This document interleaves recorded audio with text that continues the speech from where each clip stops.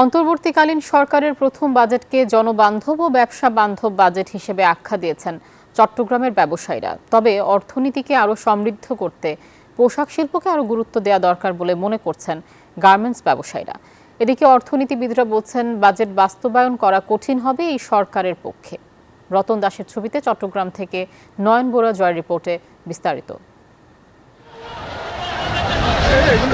ছাত্র জনতার গণ অভ্যুত্থানে আওয়ামী লীগ সরকারের পতনের পর অন্তর্বর্তীকালীন সরকারের 2025-26 অর্থবছরের প্রথম বাজেট ঘোষণায় খুশি চট্টগ্রামের ব্যবসায়ীরা। বাজেটে মোট ব্যয় 7,90,000 কোটি টাকা। বাজেটে পেট্রোলিয়াম পণ্য, এলএনজি এবং আমদানিকৃত নিত্য প্রয়োজনীয় পণ্যের শুল্ক কমায় দ্রব্যমূল্য কমার পাশাপাশি বাজারে স্বস্তি ফিরে আসবে বলে মনে করেন ব্যবসায়ী নেতারা। বর্তমানে এই বাজেটে আমরা যেটা দেখলাম, আমাদের নিত্য প্রয়োজনীয় যেসব জিনিসগুলো আমাদের জনগণ সবসময় ক্রয় করে থাকে, যেগুলির উপর আমরা আমাদের বাজারের যে মূল্য বৃদ্ধি, মূল্য কমা, এগুলো নিয়ে আলোচনা সমালোচনা হয়, সে জায়গায় সরকার একটা ভালো নজর দিয়েছে। তবে নির্মাণ সামগ্রীর দাম বাড়ার ইঙ্গিতকে অশনি সংকেত বলছেন অনেকে। রড এবং স্টিলের যে আমদানিকৃত যে আইটেমগুলি আছে, সেগুলির উপর একটু দাম বাড়িয়েছে। আমি মনে করছি এতে আমাদের ইনফ্রাস্ট্রাকচার ডেভেলপমেন্টের খরচ আরও বেড়ে যাবে।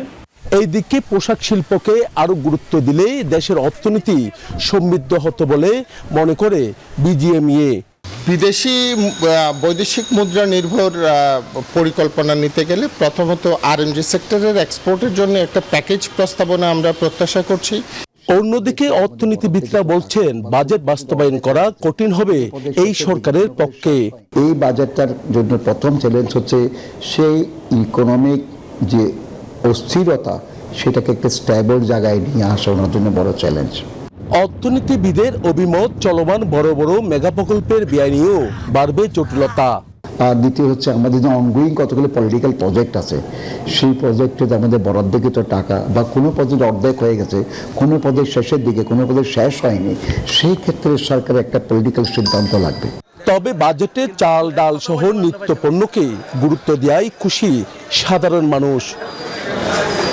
নয়ন বড়ুয়া জয়, নিউজ 24, চট্টগ্রাম।